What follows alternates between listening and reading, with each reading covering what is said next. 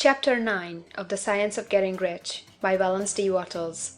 How to Use the Will. To set about getting rich in a scientific way, you do not try to apply your willpower to anything outside of yourself. You have no right to do so anyway. It is wrong to apply your will to other men and women in order to get them do what you wish done. It is as flagrantly wrong to coerce people by mental power as it is to coerce them by physical power.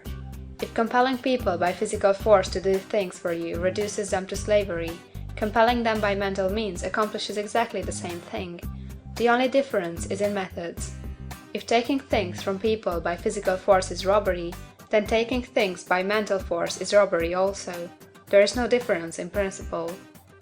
You have no right to use your willpower upon another person, even for his own good, for you do not know what is for his good. The science of getting rich does not require you to apply power or force to any other person, in any way whatsoever. There is not the slightest necessity for doing so. Indeed, any attempt to use your will upon others will only tend to defeat your purpose. You do not need to apply your will to things in order to compel them to come to you. That would simply be trying to coerce God, and would be foolish and useless, as well as irreverent. You do not have to compel God to give you good things, any more than you have to use your willpower to make the sun rise. You do not have to use your willpower to conquer an unfriendly deity, or to make stubborn and rebellious forces do your bidding. Substance is friendly to you, and is more anxious to give you what you want than you are to get it. To get rich, you need only to use your willpower upon yourself. When you know what to think or do, then you must use your will to compel yourself to think and do the right things. That is the legitimate use of the will in getting what you want, to use it in holding yourself to the right course. Use your will to keep yourself thinking and acting in a certain way. Do not try to project your will, or your thoughts, or your mind out into space, to act on things or people. Keep your mind at home. It can accomplish more there than elsewhere.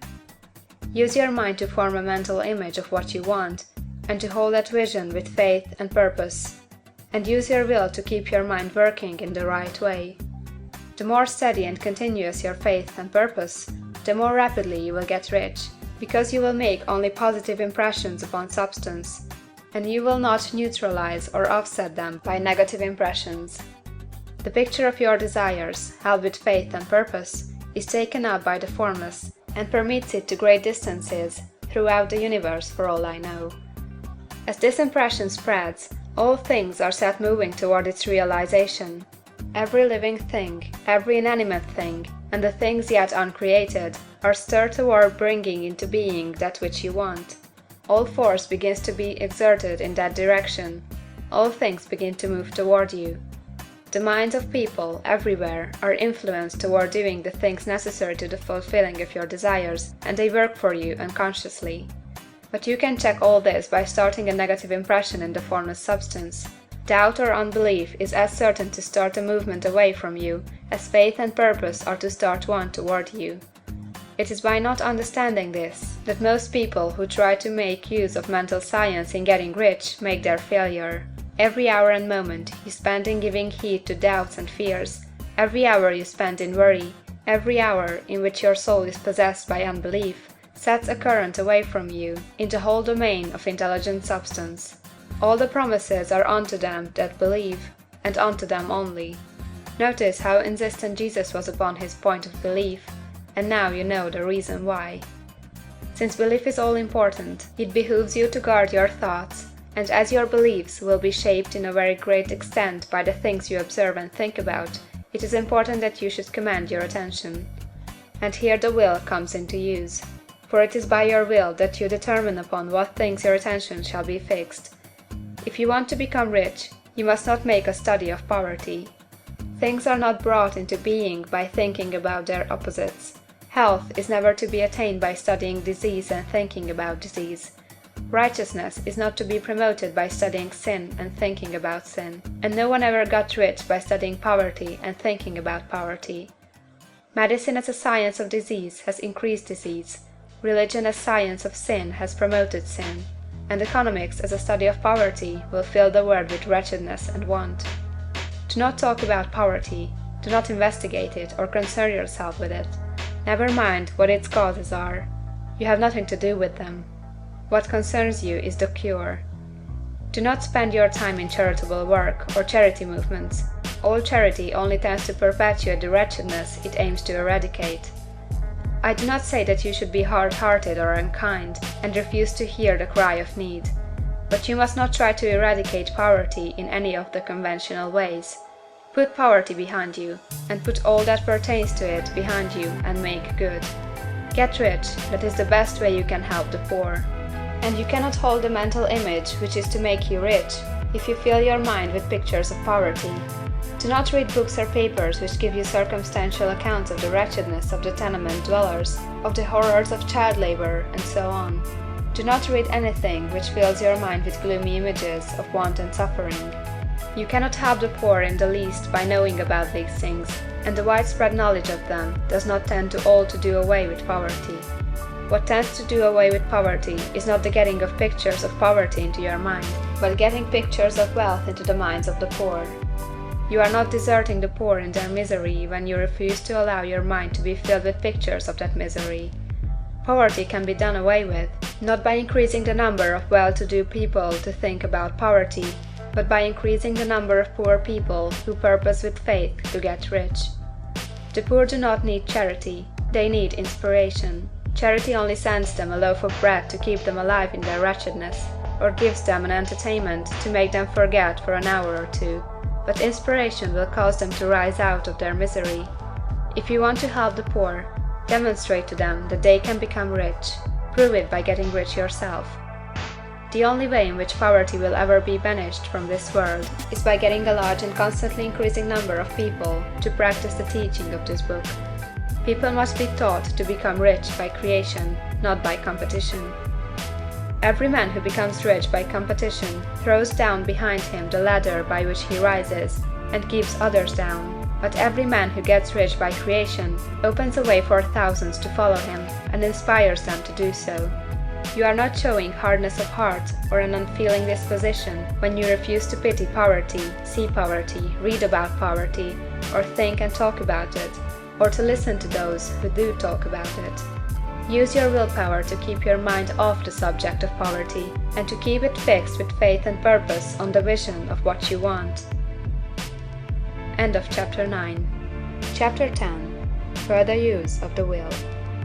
You cannot retain a true and clear vision of wealth if you are constantly turning your attention to opposing pictures, whether they be external or imaginary. Do not tell of your past troubles of a financial nature, if you have had them. Do not think of them at all. Do not tell of the poverty of your parents, or the hardships of your early life.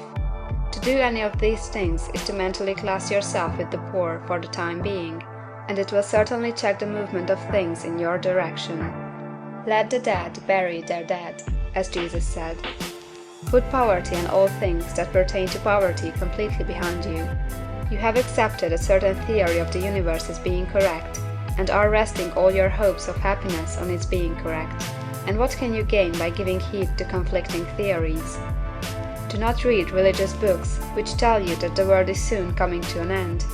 And do not read the writing of muckrakers and pessimistic philosophers who tell you that it is going to the devil. The world is not going to the devil, it is going to God. It is wonderful becoming.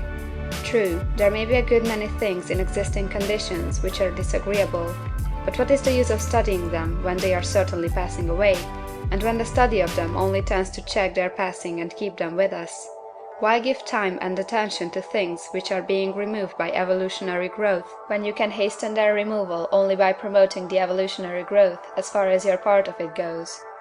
No matter how horrible in seeming may be the conditions in certain countries, sections, or places, you waste your time and destroy your own chances by considering them. You should interest yourself in the world's becoming rich.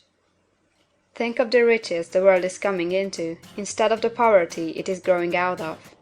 And bear in mind that the only way in which you can assist the world in growing rich is by growing rich yourself through the creative method, not the competitive one. Give your attention wholly to the riches. Ignore poverty. Whenever you think or speak of those who are poor, think and speak of them as those who are becoming rich. as those who are to be congratulated rather than pitied. Then they and others will catch the inspiration and begin to search for the way out. Because I say that you are to give your whole time and mind and thought to riches, it does not follow that you are to be sordid or mean. To become really rich is the noblest aim you can have in life, for it includes everything else. On the competitive plane, the struggle to get rich is a godless scramble for power over other men, but when we come into the creative mind, all this is changed. All that is possible in the way of greatness and soul unfoldment, of service and lofty endeavor, comes by way of getting rich. All is made possible by the use of things. If you lack for physical health, you will find that the attainment of it is conditional on your getting rich.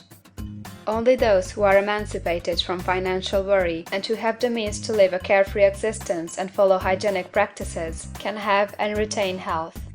Moral and spiritual greatness is possible only to those who are above the competitive battle of existence, and only those who are becoming rich on the plane of creative thought are free from the degrading influences of competition. If your heart is set on domestic happiness, remember that love flourishes best where there is refinement, a high level of thought, and freedom from corrupting influences, and these are to be found only where riches are attained by the exercise of creative thought, without strife or rivalry. You can aim at nothing so great or noble, I repeat, as to become rich, and you must fix your attention upon your mental picture of riches, to the exclusion of all that may tend to dim or obscure the vision. You must learn to see the underlying truth in all things. You must see beneath all seemingly wrong conditions the great one life ever moving forward toward fuller expression and more complete happiness. It is the truth that there is no such thing as poverty, that there is only wealth. Some people remain in poverty because they are ignorant of the fact that there is wealth for them, and these can be best taught by showing them the way of affluence in your own person and practice. Others are poor because, while they feel that there is a way out, they are too intellectually indolent to put forth the mental effort necessary to find that way and by travel it, and for these the very best thing you can do is to arouse their desire by showing them the happiness that comes from being rightly rich. Others still are poor because, while they have some notion of science, they have become so swamped and lost in the maze of metaphysical and occult theories that they do not know which road to take. They try a mixture of many systems and fail in all. For these again the very best thing to do is to show the right way in your own person and practice. An ounce of doing things is worth a pound of theorizing. The very best thing you can do for the whole world is to make the most of yourself. You can serve God and man in no more effective way than by getting rich. That is, if you get rich by the creative method and not by the competitive one. Another thing, we assert that this book gives in detail the principles of the science of getting rich, and if that is true, you do not need to read any other book upon the subject. This may sound narrow and egoistical, but consider, there is no more scientific method of computation in mathematics than by addition, subtraction, multiplication, and division. No other method is possible. There can be but one shortest distance between 2 points. There is only one way to think scientifically, and that is to think in the way that leads to the most direct and simple route to the goal. No man has yet formulated a briefer or less complex system than the one set forth herein. It has been stripped of all non-essentials. When you commence on this, lay all others aside. Put them out of your mind altogether. Read this book every day, keep it with you, commit it to memory, and do not think about other systems and theories. If you do, you will begin to have doubts, and to be uncertain and wavering in your thought, and then you will begin to make failures. After you have made good and become rich, you may study other systems as much as you please, but until you are quite sure that you have gained what you want, do not read anything on this line but this book, unless it be the authors mentioned in the preface. And read only the most optimistic comments on the world's news, those in harmony with your picture.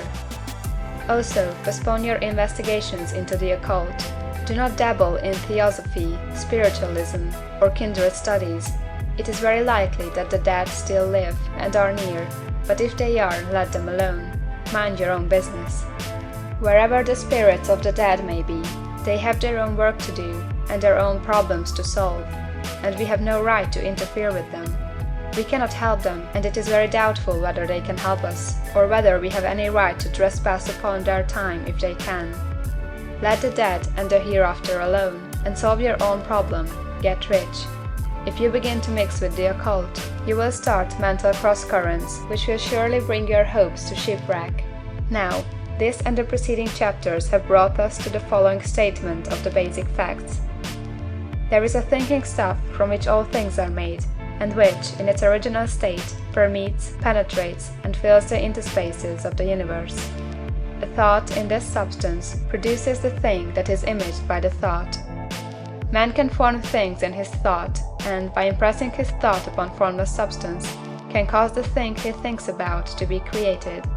In order to do this, man must pass from the contemplative to the creative mind. He must form a clear mental picture of the things he wants, and hold this picture in his thoughts with the fixed purpose to get what he wants, and the unwavering faith that he does get what he wants, closing his mind against all that may tend to shake his purpose, dim his vision, or quench his faith. And in addition to all this, we shall now see that he must live and act in a certain way. End of chapter 10.